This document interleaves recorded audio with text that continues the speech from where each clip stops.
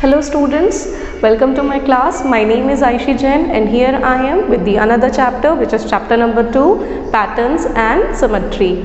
You already studied patterns and symmetry in 3rd standard, so you already know what are the meaning of patterns. So some repetitive items or the repetitive figures which we got from the earlier terms is termed as patterns. Okay, so you can see I have done a lot of board work here in which I will explain you about the patterns and symmetry. So the question number 1 is, write next 3 pattern. You can see patterns everywhere around you. Okay, जब आप fan को देख रहे हो तो fan has a pattern. आप देख रहे होंगे एक विंग रेड कलर की है, तो दूसरी भी रेड कलर की है, थर्ड भी रेड कलर की है. So it follows a pattern. Okay, फिर जब आप लीव्स को देखोगे तो लीव्स के अंदर की जो डिज़ाइन होती है it also has a pattern. Okay, so let's see how this patterns work in maths. So first example I have is 3, 6, 9 and 12. तो can you see a pattern here? यहाँ पे आप देख रहे हो कि कोई एक पैटर्न फॉलो हो रहा है. Yes. अगर हम इसको थोड़ा इजी वे में करें तो आप देखोगे ये 3 के मल्टीपल्स हैं. 3 के मल्टीपल्स यानी 3 1 जा 3, 3 2 जा 6, 3 3 जा 9, 3 4 जा 12. तो what will be my next number? Yes, 3 5 जा 15. Okay, so 3 1 जा 3, 3 2 जा 6, 3 3 जा 9, 3 4 जा 12, 3 5 जा 15, 3 6 जा 18 and 3 7 जा 21. ये कैसे आया? आप देखो इन सभी नंबर्स के बीच में 3 नंबर्स का गैप है.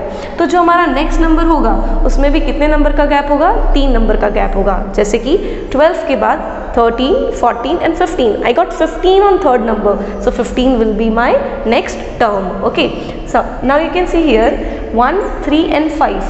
अब ये 1 का टेबल होता तो नेक्स्ट नंबर 2 आना चाहिए, लेकिन यहाँ पे एक पैटर्न फॉलो हो रहा है विच इज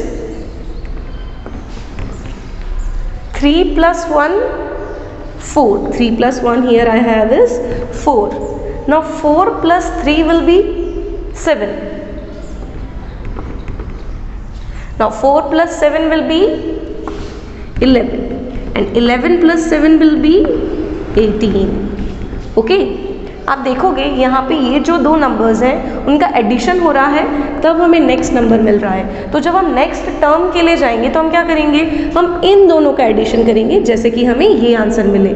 फिर जब इस नंबर के लिए टर्म के लिए जाएंगे तो हम क्या करेंगे? इन 2 टर्म्स को प्लस करेंगे. सो 4 plus 7 will be 11.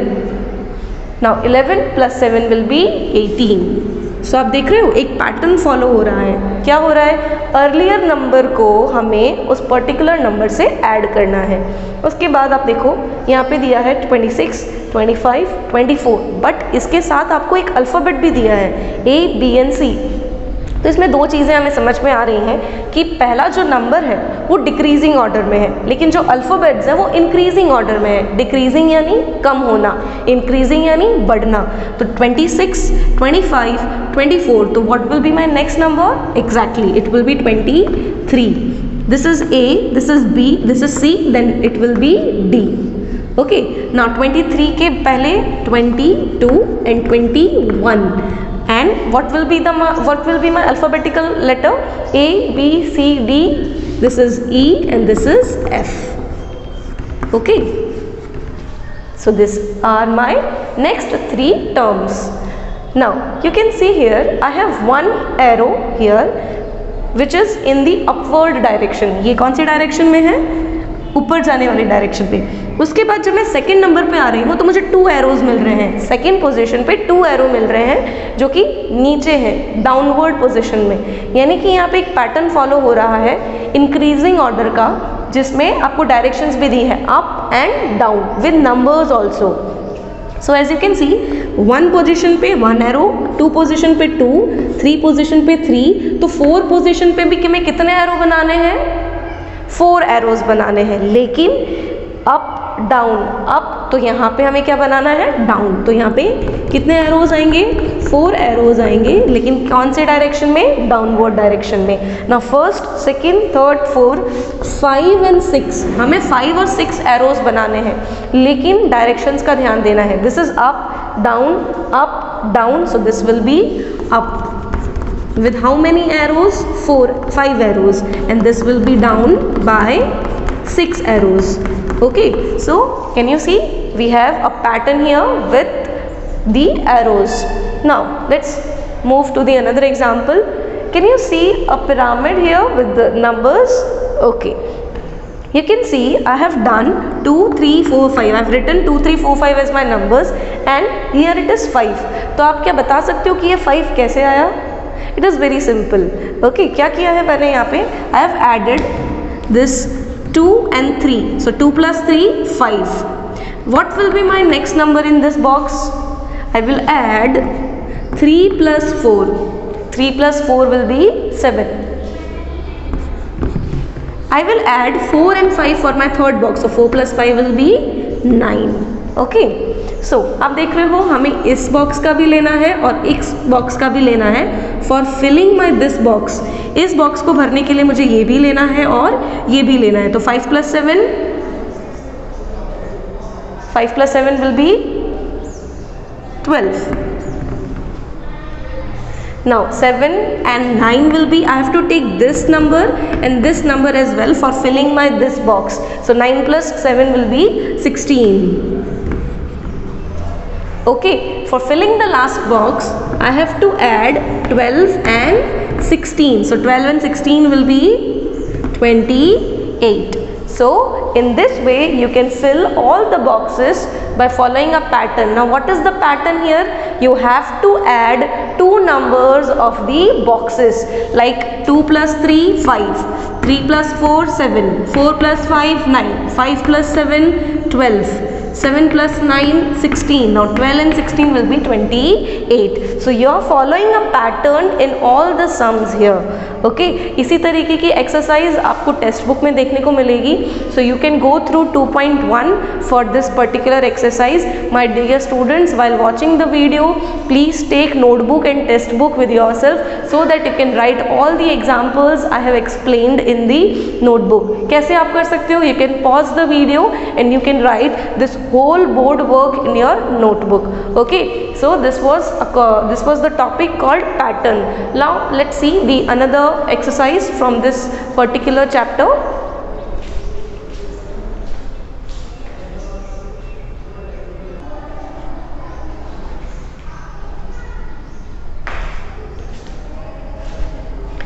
Okay students, we have studied about patterns and now we are studying about symmetry. Now what is the meaning of symmetry? Symmetry का मतलब होता है cutting into equal halves called symmetry. जब हम किसी भी चीज़ को, किसी भी आइटम को दो इक्वल पार्ट्स में डिवाइड करते हैं तो हमें एक सिमेट्रिकल पैटर्न दिखता है. जैसे कि अगर आप बटरफ्लाई को देखो तो बटरफ्लाई के अगर हम उसको बीच से उसको मार्क करें तो आपको मिलेगा कि उसके दो विंग्स इक्वली पार्ट्स में डिवाइडेड हैं. ठीक है, तो आपकी टेक्स्ट बुक में एक्सरसाइज दी है जिसमें आपको अलग अलग फिगर्स दिए हैं जिनको आपको सिमेट्रिकल लाइन्स में डिवाइड करना है.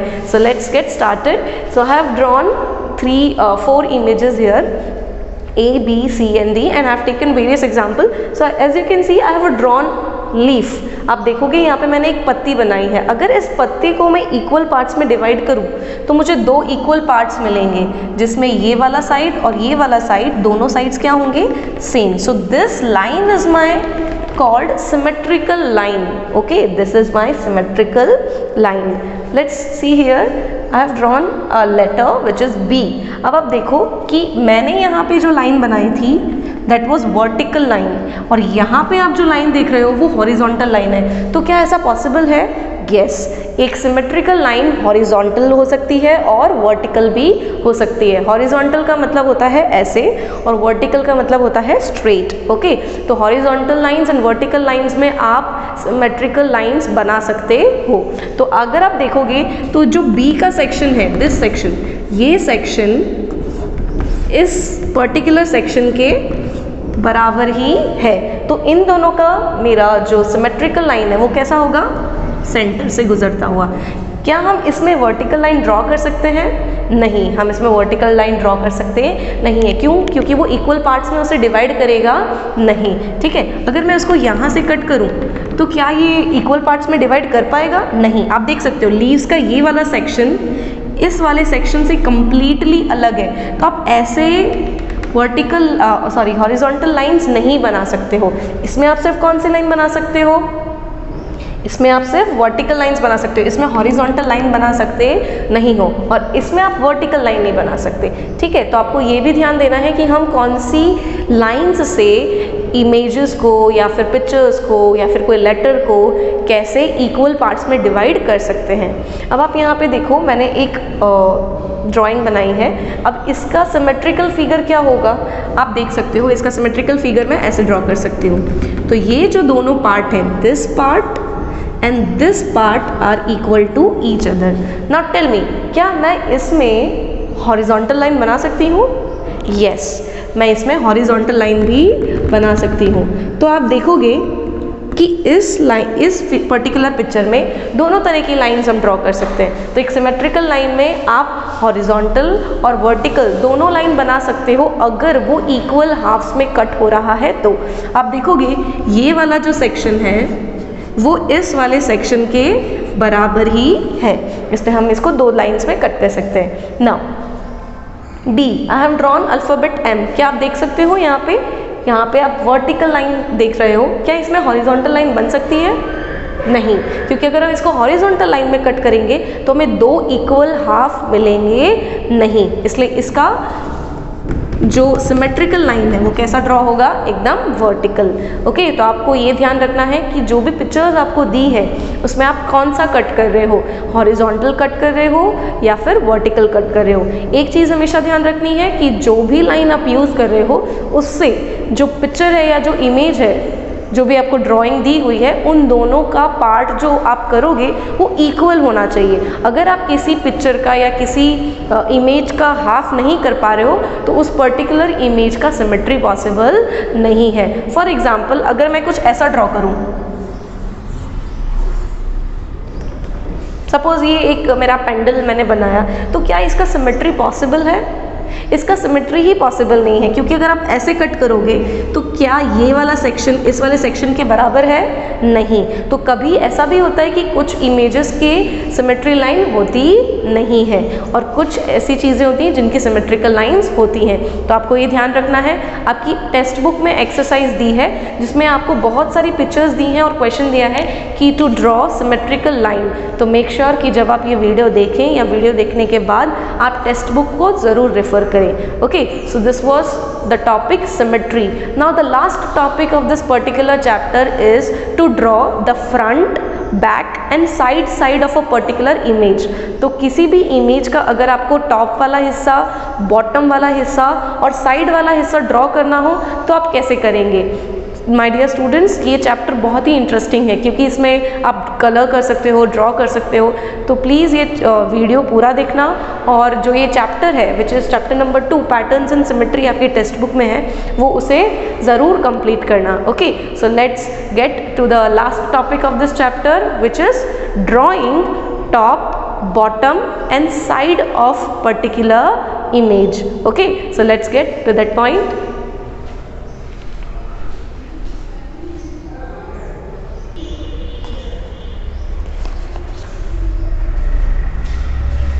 Okay students, now we have already reached to the last part of our chapter which is drawing the front, top and side of a particular object or particular figure। अब हम इस chapter के आखिरी पड़ाव पर पहुंच गए हैं जहां पे हमें कोई भी आइटम का या फिर कोई भी वस्तु का फ्रंट साइड, बॉटम साइड और साइड का जो साइड होता है वो हमें ड्रॉ करना है या फिर स्केच करना है। ओके, तो इसको समझाने के लिए मैंने यहाँ पे एक बॉक्स लिया है, तो जिस तरीके से आप इजीली समझ सको। मेरे पास ये बॉक्स है, ठीक है। तो सपोज मैं इस बॉक्स को ऐसे पकड़ रही हूँ, ठीक है। तो आपको फ्रंट साइड का मतलब समझाने के लिए मैं आपको बताती हूँ कि इस पर्टिकुलर ऑब्जेक्ट का फ्रंट साइड क्या है। तो आप देख रहे हो यहाँ पे मैंने एक ये लिया है। सो ये एक हम जो माइक पहन रहे हैं वो इसका एक बॉक्स है। तो इसका फ्रंट साइड आपको क्या दिख रहा है? फ्रंट यानी the first image you can C of an object. तो पहली चीज़ आपको ये वाला सेक्शन दिख रहा है। तो इस बॉक्स की फ्रंट साइड है ये, जिसमें आप ये सारी चीज़ें देख सकते हो, ठीक है। So this is the front side of an object. Now top side, अगर इसको मुझे ऊपर से देखना है ऐसे, ठीक है, इसको मुझे ऊपर से देखना है, टॉप साइड। तो टॉप साइड मेरी इसमें क्या है? ये वाली मेरी इसकी टॉप साइड है, ठीक है। तो this is the top side. This is the front side. अगर मुझे इस ऑब्जेक्ट को साइड से देखना है, ठीक है, मुझे इस ऑब्जेक्ट को साइड से, अगर मैं यहाँ पे आ रही हूँ तो साइड से मुझे जो ऑब्जेक्ट की इमेज दिखेगी वो क्या होगी, वो ये होगी, ठीक है। तो front side, top side and the last is side में जो आप देख रहे हो, ठीक है। So top, front and side, okay. So ये एक एग्जाम्पल था जिससे आप क्लियर कर सकते हो चीज़ों को। आपके आसपास कोई भी जो चीज़ है, कोई भी ऑब्जेक्ट है, आप उसको इसमें ट्राई कर सकते हो। आपको टॉप साइड देखना है, बॉटम साइड, और जो साइड में होता है उसको देखना है। तो आपको एग्ज़ाम में ऐसा पूछा जाएगा कि आपको कोई भी ऑब्जेक्ट्स दिए होंगे, आपकी कोई ड्राइंग दी होगी और उसका आपका स्केच बनाने को बोला होगा, ओके। तो आप वो कैसे करोगे? तो let's see question number 3, sketch the top, front and side views of the object. तो मैंने यहाँ पे 3 ऑब्जेक्ट्स बनाए हैं। तो पहला आप देख रहे हो, छोटे बच्चे खेल रहे होते हैं, उनके पास क्यूब्स होते हैं। तो अगर ये क्यूब बच्चे का है, यहाँ पे एक दिया हुआ है, तो उसका मुझे टॉप साइड देखना है, टॉप साइड ड्रॉ करना है। तो आप ऊपर से इसको कैसे देखोगे? तो ऊपर से आपको दिखेगा L, ऊपर से अगर आप पकड़ोगे तो सिर्फ आपको L दिखेगा।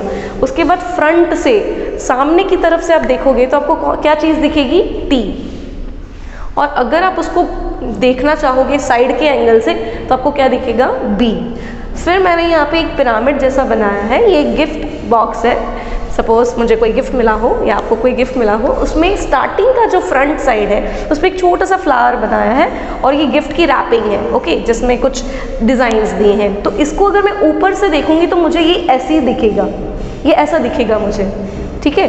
अगर मैं इसको फ्रंट से देखूंगी तो मुझे ये ऐसा दिखेगा, जिसमें एक ट्राइंगल ड्रॉ है और एक you can C a flower I have drawn, ठीक है।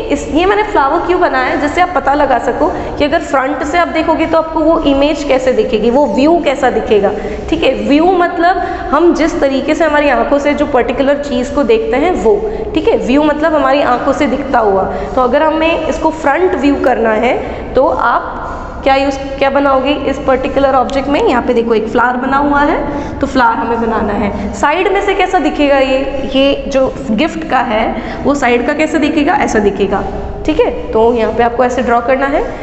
नाउ थर्ड, मैंने एक कप लिया है, ठीक है, सॉसर आप बोल सकते हो, कप एंड सॉसर। तो ये एक कप है, ठीक है। अगर मैं इसको ऊपर से देखूंगी, चाय को मैं अगर टॉप व्यू से देखूं, ऊपर से देखूं, तो मुझे कैसे दिखेगी? ऐसे दिखेगी, ठीक है। अगर मुझे उसको सामने की तरफ से देखना है, फ्रंट की तरफ से मुझे अगर कप को देखना है तो वो मुझे कैसा दिखेगा? ऐसा दिखेगा, ठीक है। और अगर मुझे उसको साइड व्यू से एकदम इस वाले एंगल से देखना हो, ठीक है, कोई भी वस्तु को मुझे इस वाले साइड वाले एंगल से देखना हो तो वो मुझे कैसे दिखेगा? ऐसा दिखेगा, ठीक है। आप ये सारी चीज़ें घर पे इस्तेमाल करते हो तो आप इनको हाथ में लेकर भी कर सकते हो कि अगर मुझे कोई चीज़ है तो मुझे टॉप से कैसे दिखेगी, फ्रंट से उसका व्यू क्या होगा, साइड से उसका क्या व्यू होगा। ये सारी चीज़ें आप घर पे भी एग्जाम्पल के तौर पे ले सकते हो, ठीक है। ये चैप्टर बहुत ही इजी है, आप इसको अपनी नोटबुक में ड्रॉ कर सकते हो क्योंकि ये एक ज्योमेट्रिकल पार्ट है, ठीक है। आपको बहुत सारी चीज़ें आसपास जितनी भी नज़र आई हैं उनकी कुछ ना कुछ शेप्स होती हैं। आप 3rd स्टैंडर्ड में पढ़ के आए हो कि भाई सर्कल होता है, सिलेंडर होता है, कोन होता है, ठीक है, रेक्टेंगल होता है, क्यूब होता है, क्यूबॉइड होता है। पर उन शेप्स को अगर हमें देखना हो, व्यू करना हो टॉप से, बॉटम से, साइड से, तो आप कैसे देखोगे? तो वो पर्टिकुलर एक्सरसाइज हमने 4th स्टैंडर्ड में सीखी है,